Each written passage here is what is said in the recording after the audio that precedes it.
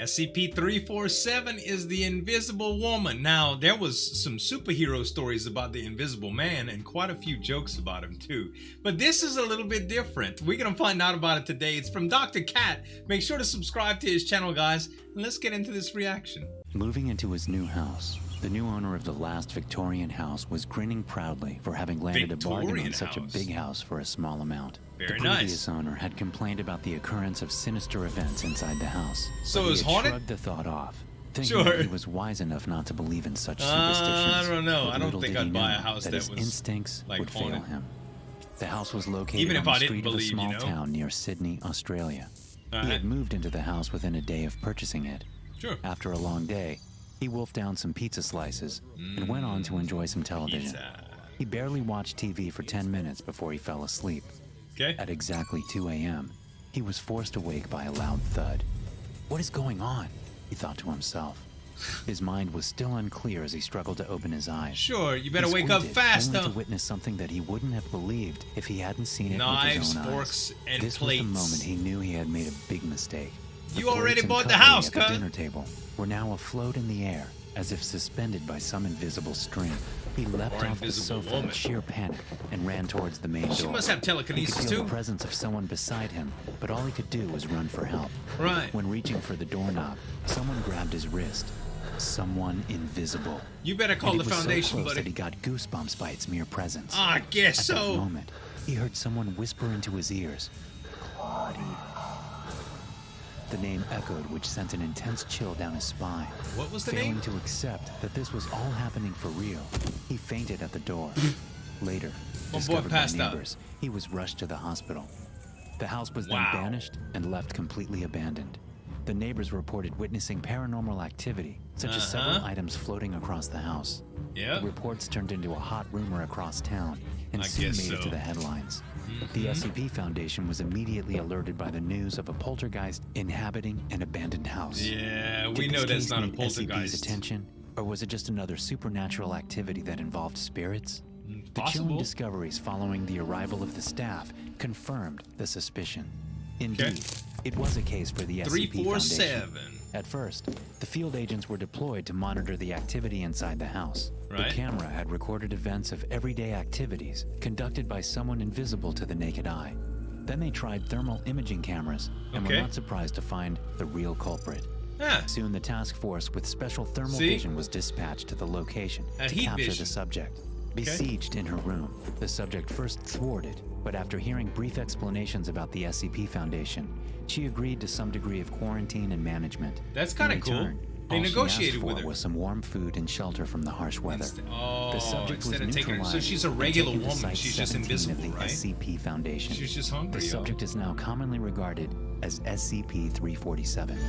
She's got some Hello, clothes everyone. on. This is Dr. Hey, Cat. Dr. Cat. And today we will be figuring out the mysterious anomaly SCP-347, which is crowned with the title The Invisible, Invisible Woman, Woman. due to its peculiar characteristics. The investigation reports reveal that SCP-347 is an adult woman estimated to be between the ages of 19 and 25. All right, she's a She young stands 164 centimeters tall and weighs 55 kilograms.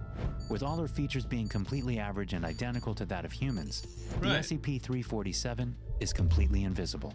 Moreover, Completely. other than being transparent, it does not appear to have any anomalous properties that would pose a special threat, and thus was allotted to the class Euclid. Euclid. Researchers even believe that she can be considered safe after proper counseling. Sure. Regarding her transparency, scientists have observed her behavior up close to find that everything that enters her body, even once, becomes transparent. And Even once once. these products lose contact with her, for example, her waste products and saliva, Sure. they appear to the naked eye. Oh. Additionally, everything inside her body, i.e., all her organs, her blood, skin, and All hair invisible. samples, all remain invisible So at her any given boogers, moment. Testing they also appear confirmed that she has right normal after she eyesight, blows her nose. which comes as a The surprise, turds. since it detests the fact that the cones and rods of the eyes must be visible in order for a human to see. Right. Although SCP-347 is invisible in terms of visible light, she may still be observed Infrared. via ultraviolet or infrared cameras. Yeah. Her true identity has not yet been determined. Okay. But some facts about her appearance were unearthed during an interview. Okay. In this interview, the SCP-347 described herself as being an average female of mixed race, with brown eyes and wavy black hair. They can't paint her? She introduced herself as Claudia, but the researchers knew that her alias was taken from the actor Claude Rains, who played the character the Invisible Man. Sure. It is perceived that before the subject was contained by the SCP Foundation, it had been living on the streets or made a home out of abandoned buildings for several years. Can you imagine? Apparently, she was also the culprit behind 2 deaths and several grim incidences of ghost activity. Oh my. However, the SCP-347 has adamantly refused to discuss such things. But this attitude towards questions about her past is not new. When first recovered, SCP-347 showed obstinate behavior of refusing to speak for several days. Maybe she also didn't want to showed be signs harassed. of mental instability and occasional violent outbursts, that could be as well as compulsive theft. But thankfully, being the traditional invisible all counseling your methods life helped reduce the frequency and severity of her violent attempts and helped gradually resolve the psychological issues. All her psychological problems are the result of years of trauma, of not being seen and being completely alone. It's But with crazy, counseling, man. SCP-347 was reported to heal. Wow. Aside from her invisibility, SCP-347 shows no signs of unusual anomalies other than her immense skill in picking locks and thieving. Since she enjoys watching TV and is known to pick her tricks from the shows, she was also observed swallowing small objects in order to turn them invisible, displaying the ability to regurgitate them at will without dispensing all the contents of her stomach as well. Oh. This special trick, as per her claims, was reenacted from a Stevie Star performance on a late-night show. All right. Because SCP-347 posed no serious threats, her containment procedures were not very strict. The SCP-347 was to be kept in a 5-meter by 5-meter room, which was supervised by an infrared camera. The room featured an attached bathroom with a shower and bathtub per her demand, a queen-sized bed, some Sumo brand furniture items, 2 armchairs, a desk and a swivel chair, a TV with a DVD player. Several bookcases were subsequently equipped with various books, primarily adventure novels, Harlequin romances, and art books. So she can is keep allowed herself DVDs entertained. of various movies and TV shows preceding her arrival at the SCP facility, and may request new material to be reviewed regularly. Special instructions toward the security personnel include that SCP-347's room must remain locked while she is inside. Right. Since she has a knack for picking locks, at least 2 staff members are required to check her door every hour for any signs of tampering. Wow. But SCP-347 is in contact with the outside world. She enjoys company and casually chats and flirts with the staff, who bring her meals and requested items. The staff is strictly advised not to develop too much of an attachment or attraction towards her. At least you don't have a Furthermore, physical attraction. SCP-347 is she allowed has a to leave mask. the room only if she is accompanied by at least 1 staff member of at least Kinda level 2 gives you an security. idea of where she her must limbs also are, apply a layer of grease paint to her face and wear grease gloves paint. for indication of hands and facial expressions. If SCP-347 attempts any violent action or tries to escape, she is to be restrained immediately and returned to her room, with the door securely locked. If, in an unfortunate case, the SCP-347 successfully flees from her room under the staff's nose, the infrared heat vision goggles are to be distributed among the task force to capture her, and any strange occurrences must be reported immediately as signs of her presence. It's funny they don't have like Although sprinklers with paint, you know? SCP-347 does not wear much clothing most of the time, she is allowed wardrobe of whatever clothes she requests. Hey, listen, if I'd have to be naked all my life, you might as well, invisible all my life, you might as well be naked. Her movements are urged not to say anything if SCP-347 chooses to leave her room nude, and must not make any crude remarks either. It has been suggested that SCP-347 be introduced to other SCPs, as human contact appears to be quite pleasing, and she greatly enjoys being acknowledged without being seen as strange. When ignored, SCP-347 does not seem to demand attention, but rather toys with people by rearranging and hiding things. Kind of like When left alone with somebody who is sleeping or otherwise distracted, it should be noted that SCP-347 will touch and stroke a sleeping person, or perhaps tuck in their blankets, or do other similar things. She's a nice lady. SCP-347 has confirmed that this behavior just feels right to her, although the person it's done to often describes it as unnerving. Over time, she expressed the need of being loved and heard.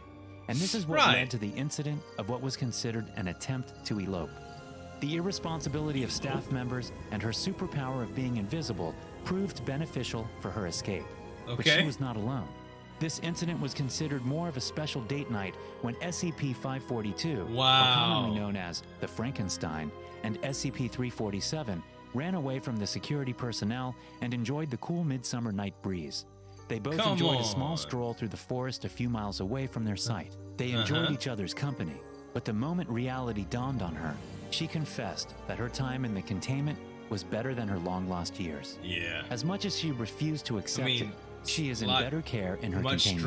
Much more this made her structured, convince Frankenstein to end this lovely yet momentary freedom they shared together. SCP-542 and SCP-347 were then recovered in a nearby restaurant. No ghostly incident was observed upon their recovery. However, they made a request to finish their meals and invited SCP Retrieval Team 87 Sigma, window breakers, to join them. The restaurant bill was paid in full, and no civilians seemed alarmed at the presence of the SCPs. But all individuals present at the restaurant were dosed with minor-grade anesthetics. The security on both the SCP's containment sites was upgraded to avoid any such future events. It is strictly cautioned to avoid any advances made by SCP-347, because with so many bizarre discoveries and anomalies going on at SCP Foundation, the last thing they would want is an invisible pregnancy. Were your belongings ever misplaced out of the blue? Or do you feel that you have ever come into contact with the Invisible Woman? No. Be sure to share your experience with the SCP-347 specimen in the comments below. Now, I always forget stuff. I do that all the time, but I don't know. I don't think it's invisible nothing. I think it's just my brain farts, you know? This was a really, really cool SCP, guys. Make sure to subscribe to Dr. Cat, y'all, as well as a couple other videos that I reacted to that I think you'll love. Thanks so much for watching. As always, this is Zueljin signing off. We'll see you next time.